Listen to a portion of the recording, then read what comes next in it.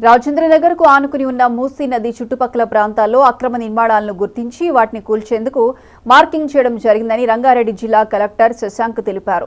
Marking వేసిన ఇళ్లలోని ప్రజలను బలవంతంగా తరలించడం లేదని, వారి ఇష్టానుసారంగా రాజీవ్ గృహకల్ప సముదాయాల్లో నివాసాలు అలాట్మెంట్ చేసి తరలిస్తామని తెలిపారు.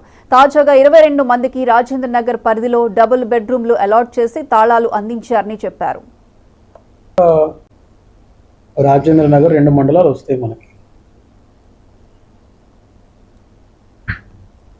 2 మండలాలలో దాదాపు 339 స్ట్రక్చర్స్ గుర్తించడం జరిగింది. ఒక 5-10 అటు ఇటుగా.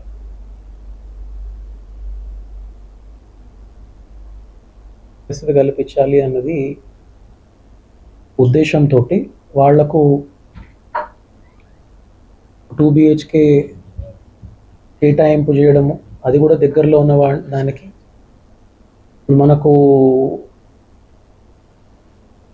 నార్సింగిలో, తర్వాత ఇక్కడ జియాగూడలో వీలైనంత వరకు సేమ్ కాన్స్టిట్యుయెన్సీలో అత్యంత దగ్గరగానే మనం కేటాయిస్తూ ఉన్నాం.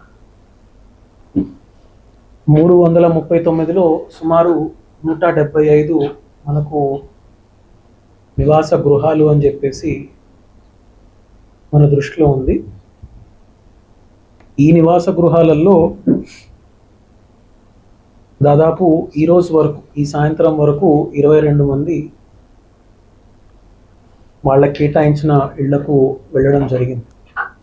ఒక కుటుంబంతో మాట్లాడితే మాకు కొద్దిగా మహిళా గ్రూప్లో చేర్పించండి, మాకు ఏదైనా లోన్ ఇప్పించే ప్రయత్నం చేయండి అని మాట్లాడిన వాళ్ళు కూడా ఉన్నారు. కాబట్టి వాళ్లకు ఏ విధంగా అవకాశం ఉంటే ఆ విధంగా సహాయం చేయాలా, వాళ్ళని పునరావాసం కూడా పూర్తి స్థాయిలో చేయాలన్నదే ఉద్దేశం.